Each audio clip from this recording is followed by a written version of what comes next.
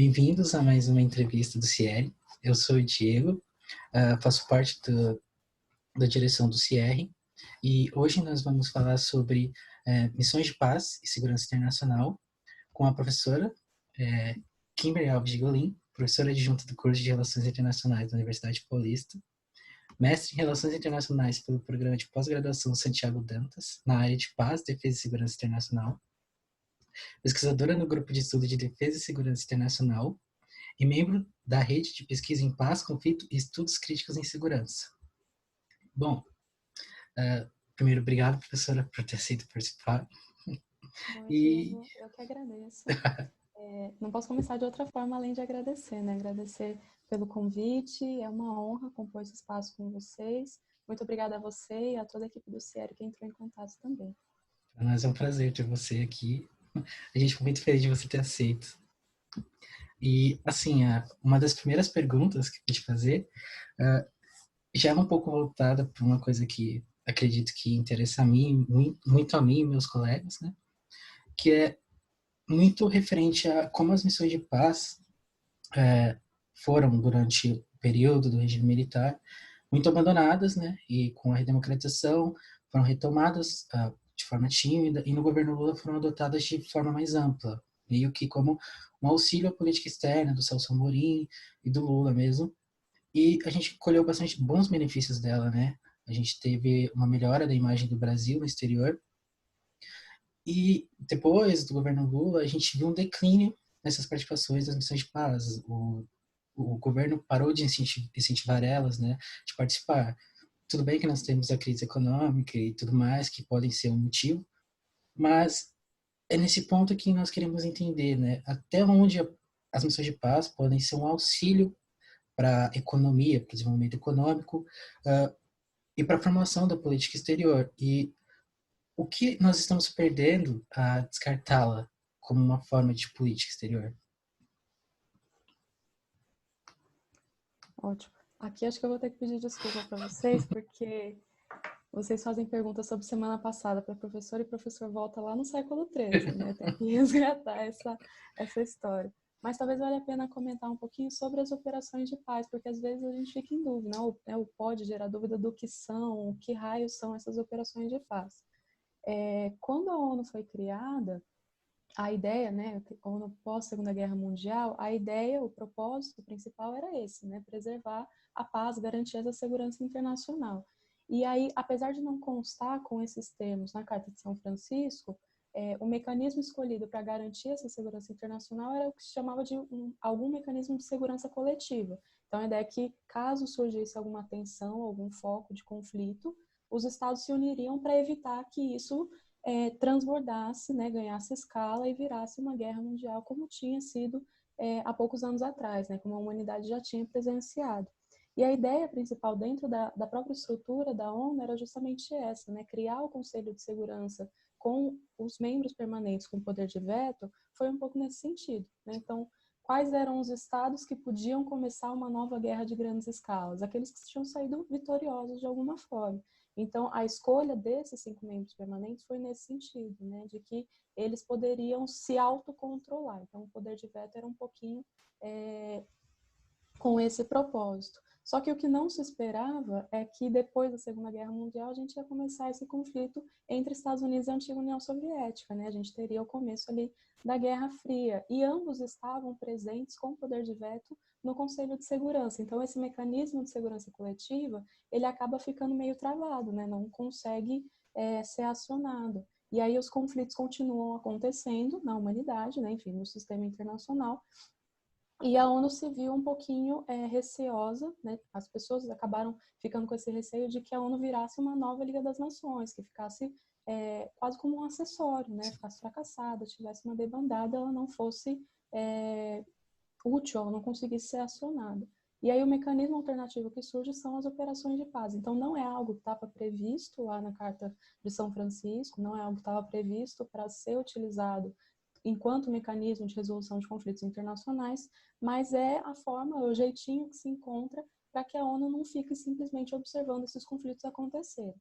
Então, as operações de paz são isso, né? A ONU ela não possui um exército próprio, não possui essas forças armadas estabelecidas. O que acontece é, caso surja essa demanda, os estados são convidados a contribuir com forças armadas, e aí tem todo um processo de estabelecer qual que é o mandato dessa operação de paz, né? Então, qual que é o propósito que ela possui, por quanto tempo ela está sendo estabelecida, com quais mecanismos, como que ela vai ser operacionalizada, então vai ter emprego da força, não vai ter, tudo isso é equacionado. A operação de paz é isso, é o mecanismo que a ONU encontrou para lidar com esses conflitos, né? O mecanismo de resolução de conflitos internacionais. A primeira operação aconteceu lá em 1948, desde então a gente tem mais de 70 operações de paz no âmbito do DPKO, que é o Departamento mesmo de Operações de Paz da ONU, mas foi o mecanismo, o jeitinho que se encontrou, mas é o mecanismo que tem sido, que foi alçado enquanto mecanismo, então, de resolução oficial, né? E aí, qual que é o papel do Brasil dentro disso, né? Então, entendendo um pouco melhor o que são essas operações de paz, qual que é o papel do Brasil? Como que foi essa participação do Brasil nessas operações de paz da ONU? A primeira vez que o Brasil enviou efetivos para uma operação de paz foi lá em 1956, foi com a UNEF, né?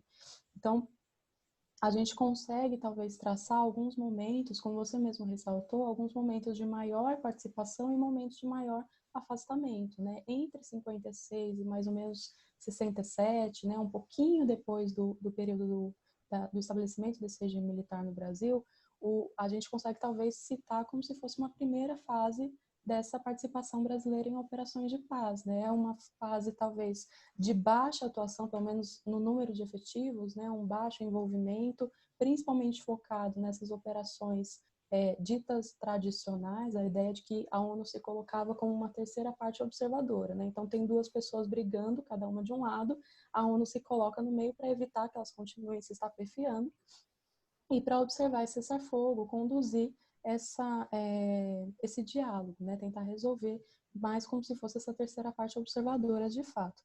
E aí, essa primeira fase de envolvimento do Brasil nessas operações de paz é marcada bastante por essas duas características, né? Um baixo número de efetivos, mas principalmente nessas condições, né? Nessas operações de paz ditas mais tradicionais.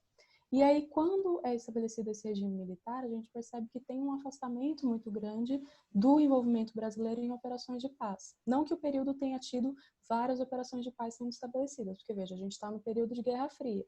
E aí, com esse travamento no Conselho de Segurança, o número de operações de paz que conseguem ser estabelecidas já é um pouco mais baixo, né? É uma forma de lidar com essa situação, mas ainda assim, Estados Unidos e União Soviética barram bastante coisa, né? Nunca teve tanto veto sendo acionado quanto nesse período da Guerra Fria.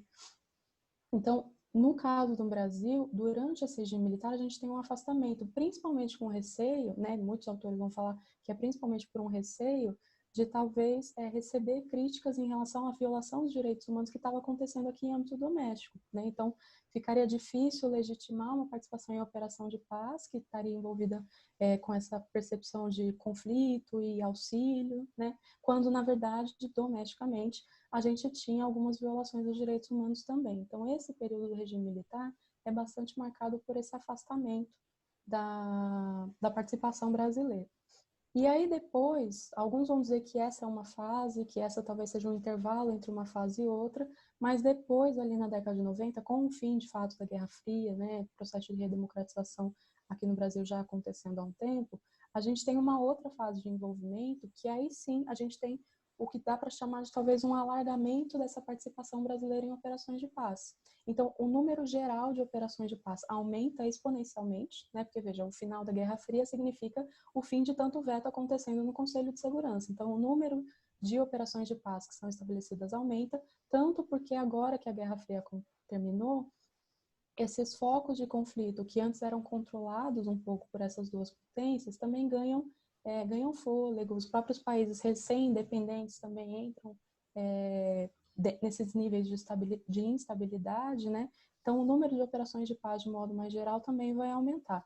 E aí, o Brasil ele volta a participar de maneira um pouquinho mais alargada. Não significa que seja profunda, né? Mas alarga essa participação brasileira em operações de paz e passa a incluir também o envio de policiais e civis, né? Segue tendência mundial também, que tem essa participação um pouco mais alta, não só de militares, mas também de policiais e civis. E aí, entender esse alargamento dessa participação brasileira na década de 90 está bastante associado também à própria política externa que o Brasil tinha na época, né? Então, tem alguns autores em RI que vão falar que esse período, ele pode ser entendido, né, período principalmente do FHC, pode ser entendido como uma autonomia pela participação. Então, a ideia de retomar espaço nesse cenário internacional, participando das coisas, quase como se fosse arroz de festa mesmo, né? Eu vou marcar a presença aqui para ser observado, para ganhar essa projeção, de alguma forma. Então, esse alargamento é nesse sentido. É uma participação, mas não é uma participação tão profunda. É o arroz de festa que vai nas festas, mas não deixa aquela marca tão profunda na festa, né? Você só viu que ele estava lá, mas ele não fez nenhum discurso, não fez nada muito mais espalhafatoso. E aí, com o governo Lula da Silva, né, então, principalmente a partir de 2003, a gente consegue observar uma outra fase desse envolvimento do Brasil em operações de paz, que vai estar bastante associado também à PEB. Né? Todo esse envolvimento com operações de paz, e aí é algo que parece básico, mas que a gente precisa se recordar, nenhum envolvimento, nenhuma ação em política internacional, ela vai ser dissociada de interesses também. Então, essa participação em operações de paz não é um altruísmo, né? Eu não sei qual signo do zodíaco é mais bondoso, mas não é que o Brasil seja desse signo.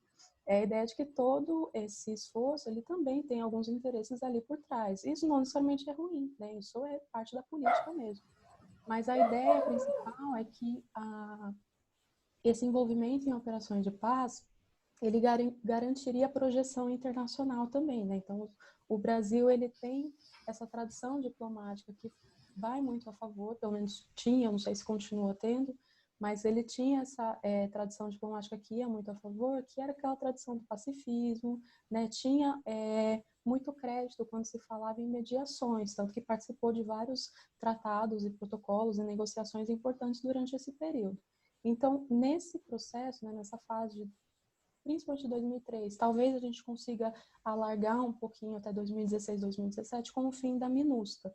Mas eu acho que essa fase mais profunda, ela acaba um pouco antes, na verdade, né? Talvez ali um pouco depois do terremoto, em 2014, 2013. Depois disso, a gente já pode começar, talvez, pensar em uma outra fase de recuo. Não sei se de afastamento tão grande quanto foi no regime militar, mas talvez de um recuo.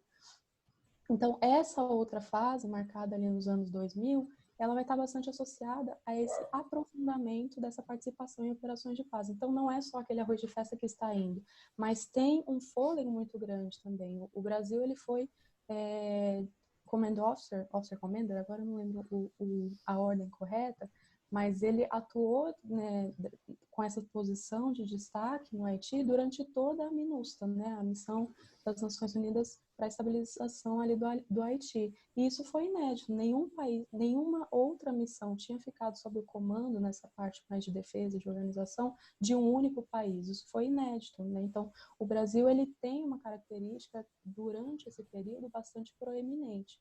Então, a gente vai falar que é uma fase de maior aprofundamento, uma ação um pouco mais robusta nessas operações de paz, principalmente buscando essa projeção internacional. Porque se durante o período do Fernando Henrique Cardoso a gente tem essa autonomia pela participação, aqui no Lula, alguns autores vão falar, principalmente o Tulo Vigeva, Nilson Paloni, vão falar que talvez a gente presencie uma autonomia pela diversificação. Então, não é só estar nas festas, mas é também conversar com outros parceiros ali, com outras pessoas e buscar garantir com isso maior peso, né? Ganhar ali, não sei se pragmático talvez fosse a melhor palavra, mas diversificar um pouquinho, não fica só nesse alinhamento ou nessa parceria com atores ou, enfim, aliados mais estratégicos, né, Estados Unidos e Europa, mas tem uma diversificação um pouco maior, a ideia de cooperação Sul-Sul, tudo isso vai estar envolvido. Então, o Brasil ganha bastante com essas operações de paz. Não foi um processo fácil no início, né? Ganhar esse apoio no âmbito doméstico para participar em operações de paz foi um processo um pouquinho mais complicado, um pouquinho difícil. Mas uma vez que isso é bem equacionado aqui no âmbito doméstico, isso só consegue ser bem equacionado porque o Brasil ele estava vivendo um período de estabilidade, né, no âmbito doméstico, então isso favorece bastante o apoio que passa a se dar para essa projeção internacional, né, a casa está bem arrumada, a gente vai agora mostrar isso para o resto do mundo. E aí, esse afastamento que a gente vem percebendo, né, então, como eu disse, eu não sei muito bem como qualificar isso, se é a partir de 2014, se é realmente em 2017 com o fim da MINUSTAH, mas mesmo nos últimos anos da MINUSTAH, o Brasil já tinha retirado bastante efetivos, né? Já contava com um número bem menor do que ali no período inicial e no período pós-terremoto de 2010. Mas talvez o que a gente esteja presenciando agora seja um processo de afastamento, né? O Brasil já foi convidado para participar de outras operações, isso criou até um clima um pouquinho mais complicado, porque o Brasil demora para responder, ainda na gestão Temer, demora para responder, nega, acaba ficando algo um pouquinho mais delicado.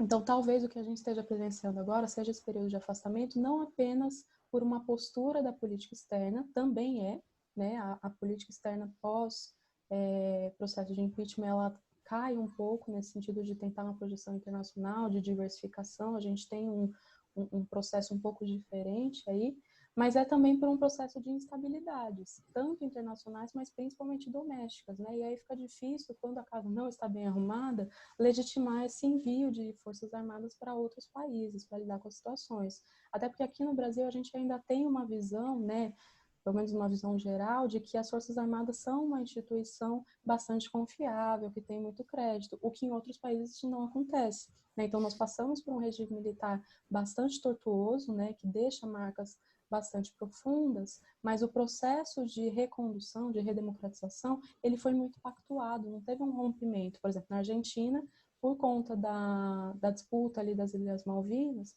as Forças Armadas argentinas elas saem com uma imagem muito ruim perante a população. Então, se volta àquela percepção básica de que as Forças Armadas elas são um aparato técnico do Estado, elas não têm que estar associadas com política, né? Elas vão fazer o que foi decidido, mas elas não têm que estar no meio decisório. Aqui no Brasil isso não acontece, né? Tanto que boa parte dessas políticas, mesmo antes do atual governo Bolsonaro, a gente tem uma participação de militares bastante singular, bastante profunda em alguns casos. Então, esse rompimento, como aconteceu, por exemplo, na Argentina, ele não ocorre aqui no Brasil. Então, a percepção de que as coisas que estão ruins aqui dentro podem ser resolvidas pelas Forças Armadas ainda é muito presente, né? Essa percepção de que as Forças Armadas são esse aparato técnico e deveriam apenas conduzir, enfim, operacionalizar, talvez, essa política e não fazer parte da decisão do que vai ser feito ou não, no Brasil ainda não está bem equacionado, né? A gente não consegue reparar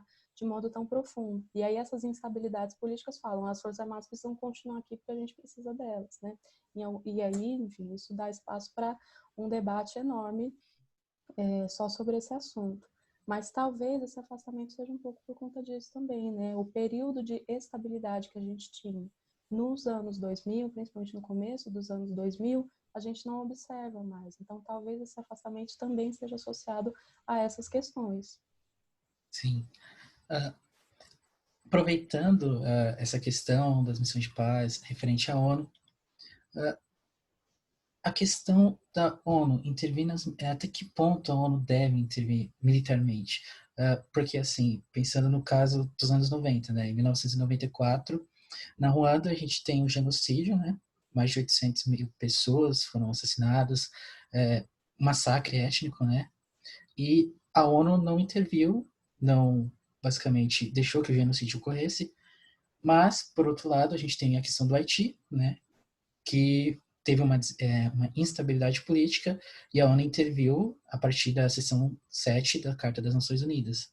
Então, até que ponto a ONU ela deve intervir assim, no momento exato? Porque a gente percebe que existe um grande, digamos assim, um grande espaço, porque assim, um genocídio devia ser a principal, né,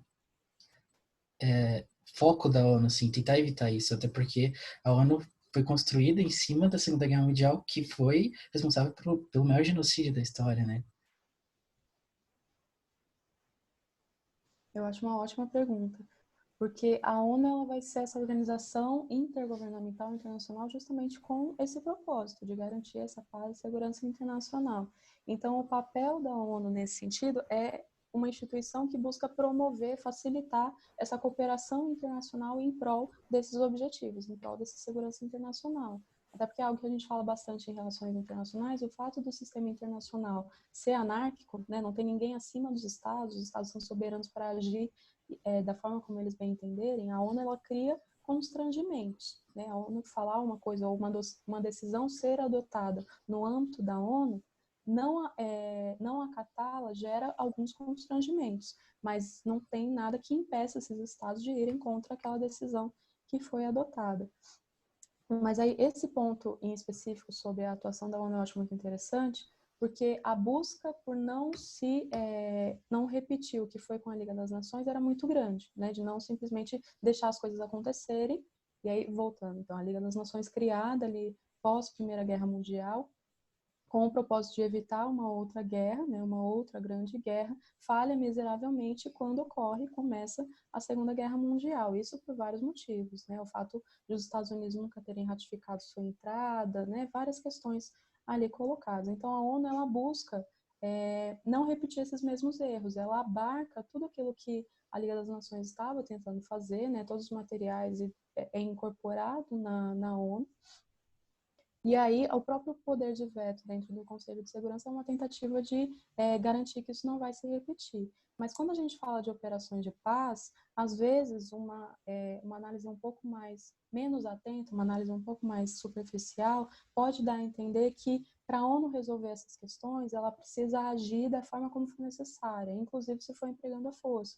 Porque alguns dos casos que nós tivemos dos grandes fracassos envolvendo operações de paz da ONU, e foram em sua maioria casos de genocídio mesmo, em alguns deles não havia autorização para os capacetes azuis, né, para esses soldados da ONU, se a gente quiser entender dessa forma, mas para eles empregarem da força para garantir o mandato deles, né? E aí, a partir disso, uma visão, como eu disse, menos atenta, pode dar a entender que toda operação de paz ela deve ter autorizado esse emprego da força. O que isso significa?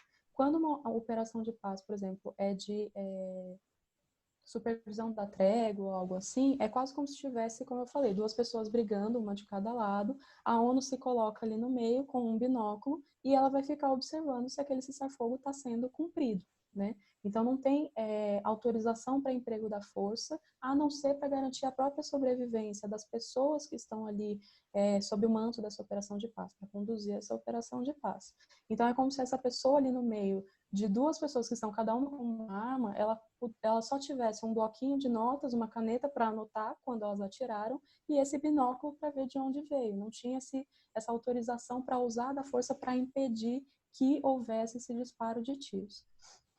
Mas como eu falei, entender que esse emprego da força é a saída para tudo também não é muito bom, né? Porque tinha alguns casos, o caso da Bósnia, por exemplo, em que a ONU tinha autorização para emprego da força e ainda assim falhou, né? Então não é só a falta de autorização ou não para empregar a força que resulta numa saída, um resultado positivo ou negativo dessa operação de paz. Às vezes o emprego da força traz ainda mais dificuldades, mais turbulências para um caldeirão que já está ali quase que transbordando, né? Então, como que esse emprego da força vai ser utilizado também é uma temática bastante importante, porque senão a gente acha que eu preciso empregar a força em todos os locais e aí eu vou conseguir garantir a paz, quase como se fosse um hot pocket internacional, né? Então eu vou pegar isso aqui que já está pronto, eu coloco 30 segundos no micro-ondas e tenho ali depois no final a minha paz mundial, né? Bem Miss Simpatia ali acenando com a mão. E qualquer um que já comeu Hot Pocket sabe que talvez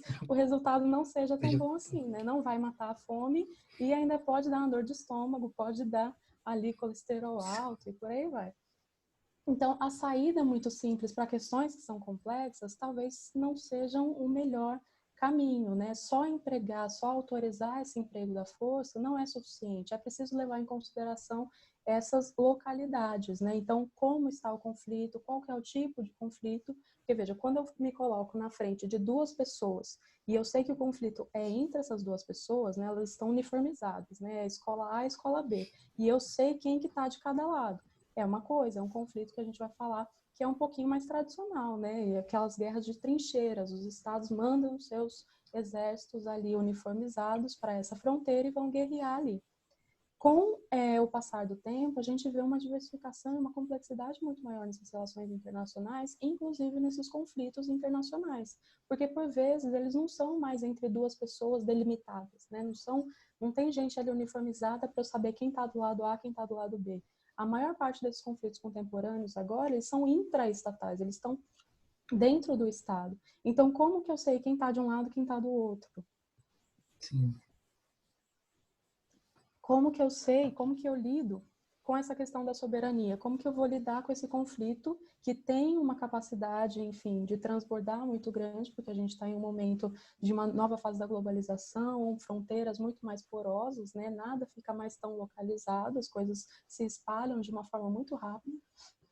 Como que eu vou começar a estabelecer, instaurar uma operação de paz dentro de um Estado, né, já que o conflito é ali dentro, e ainda lidar com a questão de soberania, porque por vezes é o próprio governo que está em um desses lados, né, o governo contra uma parte da população que está ali guerreando. Então, só esse emprego da força não é suficiente. Então, como que a ONU trabalha essas questões se tornou um aspecto bastante complexo também. Tanto que depois desses fracassos da Somália, de Ruanda, como você comentou, da Bósnia e alguns outros, principalmente ali no final da década de 90, a gente tem um processo de reforma das operações de paz da ONU, que é o momento de parar e refletir, falar, ó, a gente estava agindo da mesma forma o tempo todo, mas talvez agir sempre da mesma forma não seja o resultado. O Hot Pocket não funciona para todo mundo, porque tem gente que é vegetariano aqui.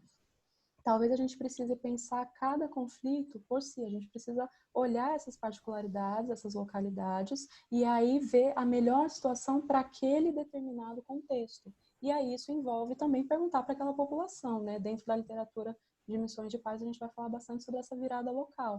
O professor Áureo Toledo, da UFO, fala bastante sobre isso, né? Talvez o artigo dele ajude a começar no assunto e depois vai se encaminhando, vai se aprofundando um pouco mais. Mas é principalmente sobre isso. Talvez a ONU não deva agir sempre da mesma forma, né? A gente precisa pensar também nessas particularidades. E não significa que a ONU estar presente é sinônimo de um resultado positivo, porque nós temos Sim. casos em que isso não acontece também. É um jogo de interesse muito grande, né? Então a ONU, ela é uma organização que é intergovernamental, ela é formada por estados, né, recebe esse apoio, mas não necessariamente ela está ligada a esses interesses. Então, a ONU ela é o quê? Ela é um ator das relações internacionais ou ela é palco para a atuação dos estados? Né? É sempre esse debate que a gente vai cair. É sempre muito complexo. Sim. E acho que um pouco dessa complexidade se dá pelo fato de que os estados em si, eles ainda têm aquele monopólio do poder, né? Eles ainda detêm o poder militar, econômico. Então, para a ONU chegar a intervir, ela teria que, de alguma forma, estar acima disso, né? O que ela não está, ela é só um órgão normatizador, né? Então, isso pode justificar um pouco da atuação dela ainda não ser perfeita, nem é aquela que a gente idealiza, né? Que a gente imagina que deveria ser. E acho que um pouco disso, né, é referente ao fato de os estados ainda não se verem como, digamos assim, algo que se rompeu, né? Como a globalização leva a gente a crer que vai transcender os estados agora, né? Vão ser os indivíduos, as multinacionais, coisas do tipo. Acho que tem um pouco a ver, não sei. Eu não sei se transcender os estados, mas que essa nova fase da globalização que a gente tem agora, ela traz uma complexidade muito grande, né? Porque nada fica mais só sobre as nossas fronteiras, as coisas podem se espalhar de uma forma muito mais ágil, muito mais célere, trazem uma complexidade bastante grande também para essa análise das relações internacionais. Então, o que antes, lá no começo enfim, da própria disciplina de RI, quando se começa a falar sobre isso, os conflitos eram muito mais marcados, as temáticas eram muito mais bem estabelecidas, né? Não que não houvesse complexidade, mas em comparação com o que nós temos agora, com a ganhando uma proeminência muito grande, temáticas como meio ambiente, como saúde internacional, né? Não é só mais aquela questão do político militar que está em voga. A gente tem um alargamento dessas questões, uma complexidade bastante grande. Eu não sei se talvez os estados, de transcender os estados, mas que se a gente está entendendo o sistema internacional como esse palco de atuação desses atores, o espaço que os estados pareciam ter antes, agora ele é revisto. A gente tem outros atores que conseguem influenciar bastante nessa política internacional também. E aí começa a ficar algo um pouquinho mais difícil de equacionar, né? A gente não tem mais essa, se é que já teve um dia, mas talvez tenha menos essa previsibilidade e conseguir entender e diferenciar quem está de cada lado. Sim. E acho que agora seguindo mais para um lado de segurança internacional, não tanto referente às missões de paz, no começo desse ano a gente teve um fato interessante, né? Os Estados Unidos lançaram um ataque em Bagdá, onde mataram o Qasem Soleimani, que é um importante militar, né, do governo revolucionário iraniano, que criou um grande alarde, né? Todo mundo falando de próxima guerra mundial, coisa do tipo. E a gente percebeu que quando veio o coronavírus, isso deu uma abafada e tudo mais. Mas o coronavírus está despertando um sentimento um pouco, digamos assim, xenofóbico, antissemita e coisas do tipo. E o que me leva a essa pergunta é exatamente isso. Quando o coronavírus passar e todo o cenário internacional voltar a se reajustar, nesse Oriente Médio que já sofre, digamos assim, com um extremo um sentimento anti-americano, pode elevar casos de grupos terroristas na Europa, coisas do tipo, ou até mesmo de alavancar, digamos assim, uma política de guerra contra os americanos. Ótimo. Isso eu acho que talvez é mais um sinal que 2020 não veio para brincadeiras, né? O ano ele começa já a todo vapor e ele não para simplesmente. A gente não teve um intervalo ainda muito extenso até agora. Deu para Mas essa é tomar. uma questão bastante interessante, porque a região do Oriente Médio ela tem uma importância geoestratégica bastante forte, né? Não à toa a gente sempre tem relatos sobre coisas que estão acontecendo lá e é uma pauta bastante importante. E no caso do Irã, o Irã é um expoente militar ali na região bastante importante, né? Ele tem uma importância bastante elevada ali. E no caso do Soleimani, né, do bombardeio que teve o carro que ele estava conduzindo, né, é bastante interessante porque alguns vão apontar que é mais impactante, inclusive, do que a morte do Bin Laden lá em 2011, né? Porque o Bin Laden, querendo ou não, apesar de toda aquela personificação, né, de guerra contra o terror e tudo que estava envolvido, o Bin Laden ele era líder de um grupo clandestino ali, de alguma forma. O Soleimani não, ele fazia parte dessa alta cúpula de decisão. Ele era uma figura bastante importante, era uma figura-chave, alguns vão falar, né, dessa influência iraniana na região e no mundo. Então, para alguns, apesar de poucos, enfim, aqui no Ocidente talvez conhecerem Soleimani e não ligarem muito bem o nome à personalidade, mas alguns autores, alguns especialistas aí de Oriente Médio vão falar que tem um significado bastante bem representativo, né? Talvez um pouco mais impactante até do que foi essa morte do Bin Laden. E aí, enfim, os Estados Unidos eles tentam justificar, falando que o Soleimani ele era acusado, era suspeito de alguns ataques a bases militares estadunidenses no Irã, enfim, tem toda essa tentativa de justificar.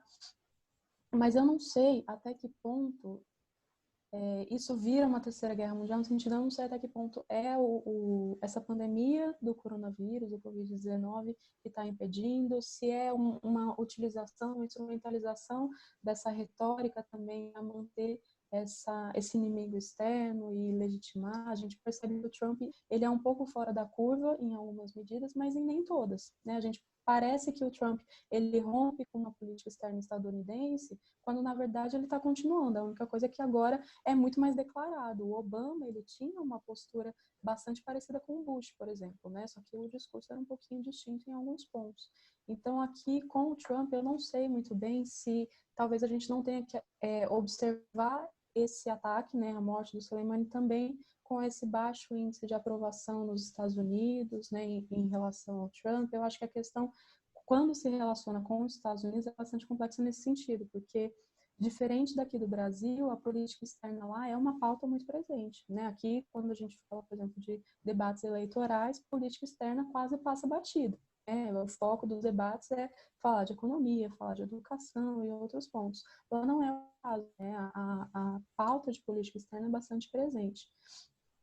Então, eu não sei até que ponto isso gera um outro conflito de grandes escalas, né? Como você comentou, de talvez ataques terroristas na Europa, porque eu não sei se a relação do Trump com esses antigos parceiros estratégicos europeus continua tão firme, inclusive com relação à OTAN, né? O Trump ele já deu alguns indícios de afastamento em relação à Europa, de afastamento em relação à própria OTAN, o que é bastante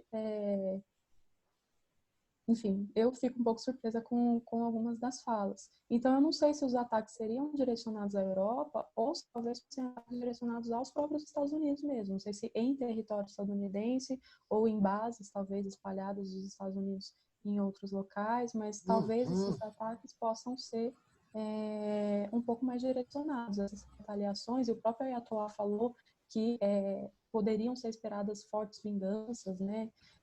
Contra esses assassinos de Soleimani, tem todo um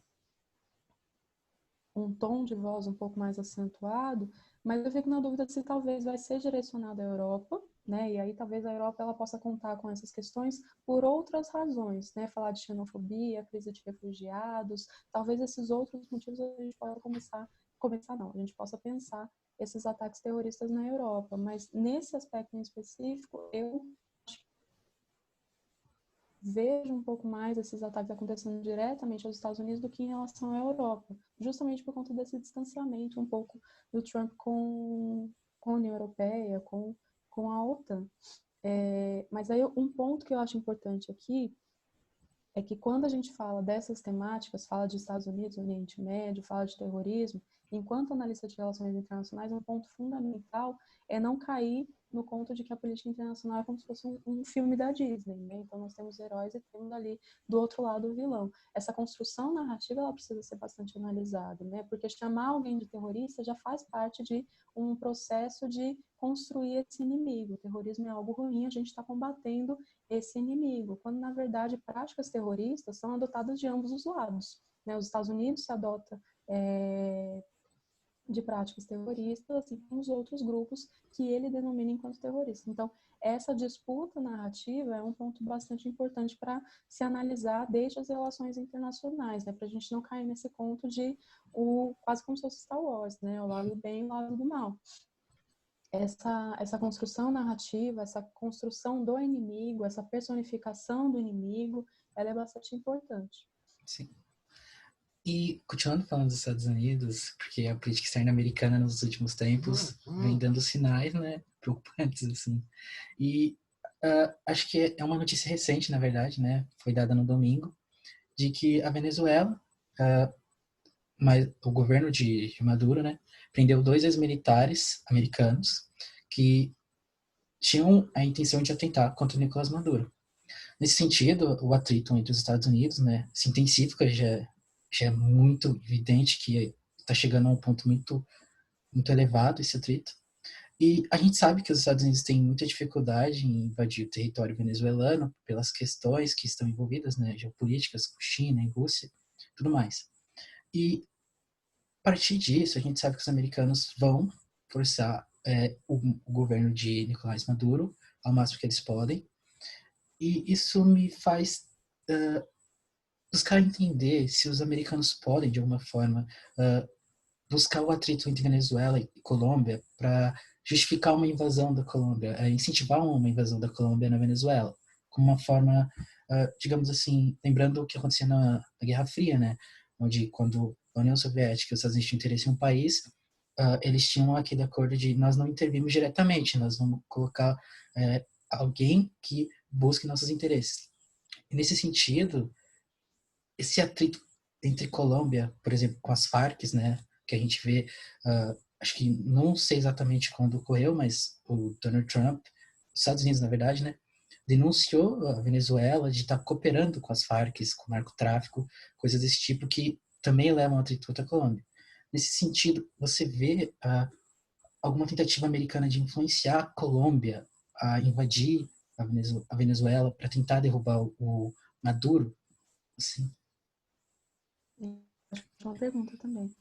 Porque quando a gente fala da influência que os Estados Unidos têm aqui na América do Sul, ela é uma influência muito mais indireta do que de boots on the ground mesmo, né? De soldados com o pé aqui no território, uma invasão de fato mais direta.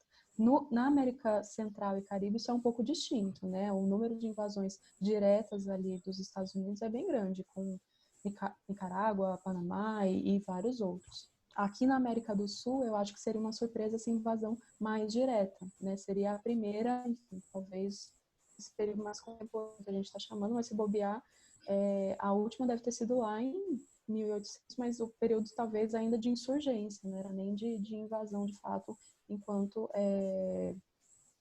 país estabelecido. Não vou me recordar aqui das datas, mas eu imagino que pelo menos do século XX para frente não teve nenhuma invasão estadunidense direta aqui na América do Sul. Talvez o caso mais próximo tenha sido realmente em 64 aqui no Brasil, né, com a presença na costa, mas não chegou a pisar. Então, eu imagino que seria uma ruptura, talvez, ou seria algo bastante novidadeiro. Mas a influência indireta, aí eu acho que ela rola solta há bastante tempo, né?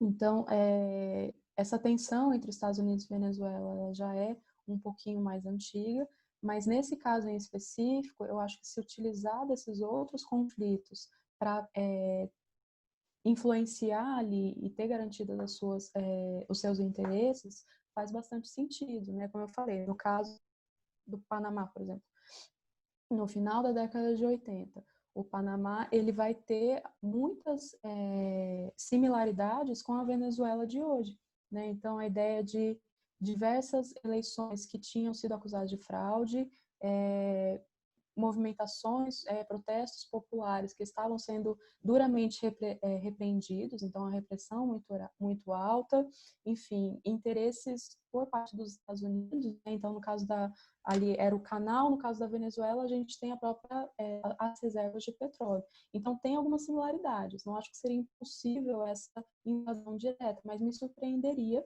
por conta desse histórico. Em relações internacionais a gente nunca pode falar nunca ou sempre, mas me surpreenderia por conta desse histórico.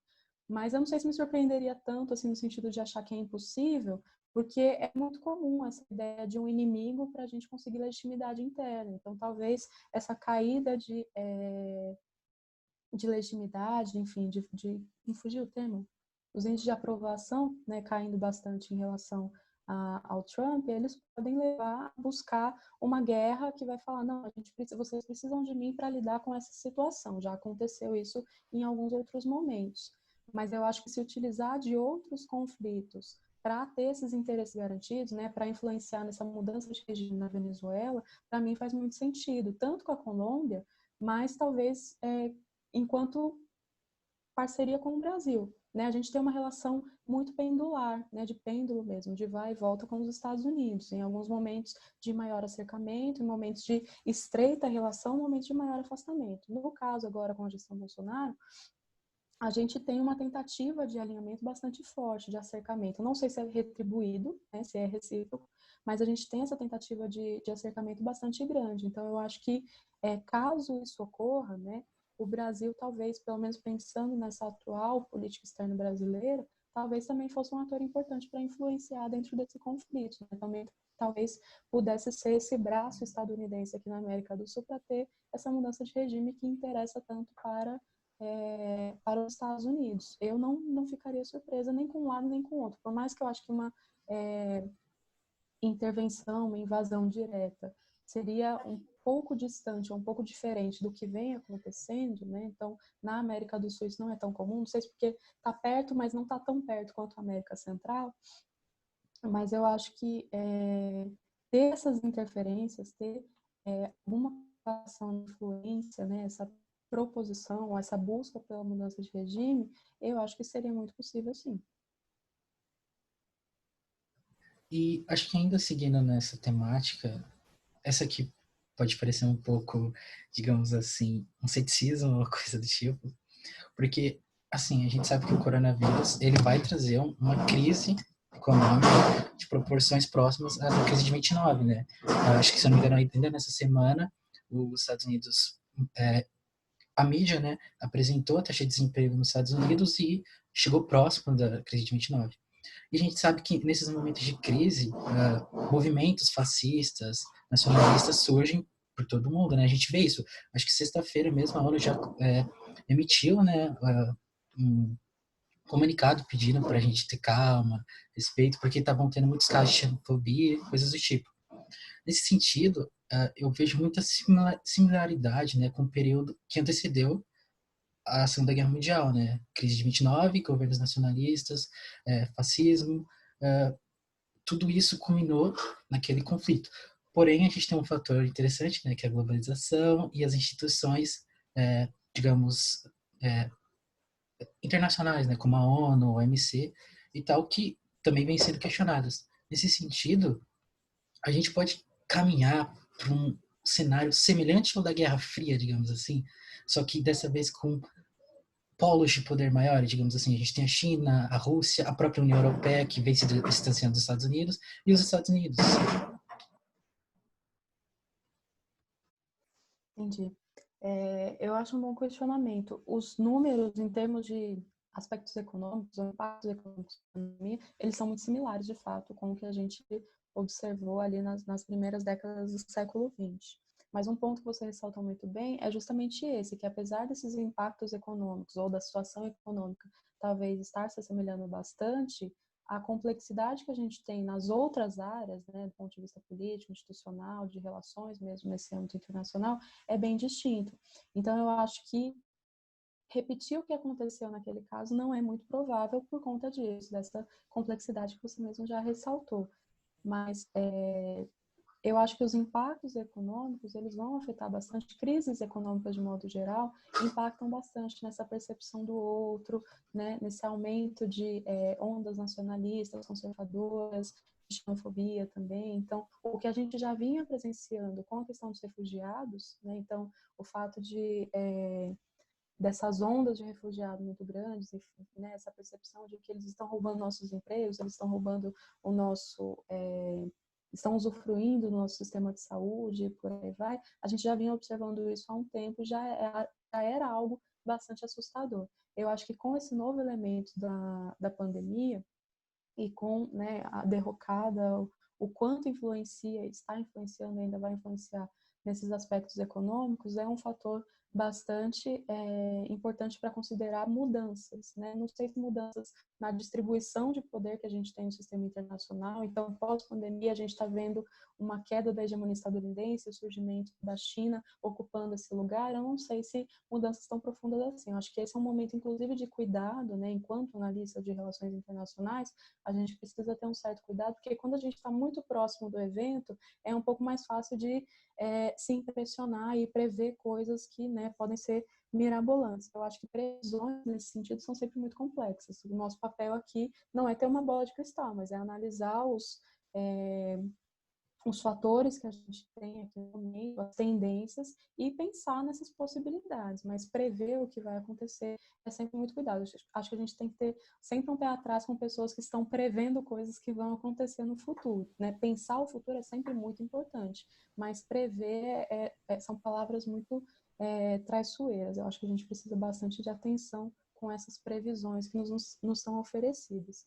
Mas com relação à pandemia, eu acho que e aí eu não sei se é um desejo pessoal ou se é realmente alguém analisando aqui, mas eu acho que seria uma oportunidade muito grande para repensar algumas coisas, né? Repensar a ordem neoliberal, repensar o modo de vida e as relações que nós estávamos tendo, relação de dependência, inclusive, né? Então a gente fala que no sistema internacional todos os estados são soberanos, teoricamente, pelo menos perante o direito internacional, eles são iguais, né? Têm os mesmos direitos e deveres.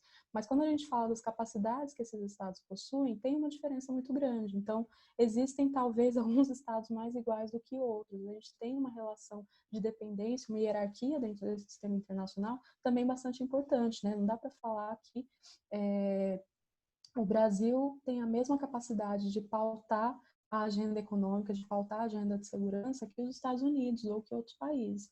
Então, talvez essas relações de dependência e a forma como elas são reproduzidas, né, e isso a gente já debateu bastante em sala, inclusive, mas como que às vezes a gente entende esse ambiente internacional como se tivesse brotado da terra. Sempre foi assim, sempre vai ser assim. Dar esse passo atrás de repensar, né, falar que realmente essas relações elas precisam continuar hierárquicas desse jeito, ou a gente pode pensar em uma outra forma de talvez diminuir essa dependência, né, ou diminuir essa relação de subordinação que às vezes a gente tem com outros atores. Eu entendo que seria um bom momento para isso. Mas, de novo, eu não sei se é um desejo pessoal ou se realmente eu, enquanto analista, Kimberly Alves de Golim, estou analisando que vai ser possível fazer isso pós-pandemia.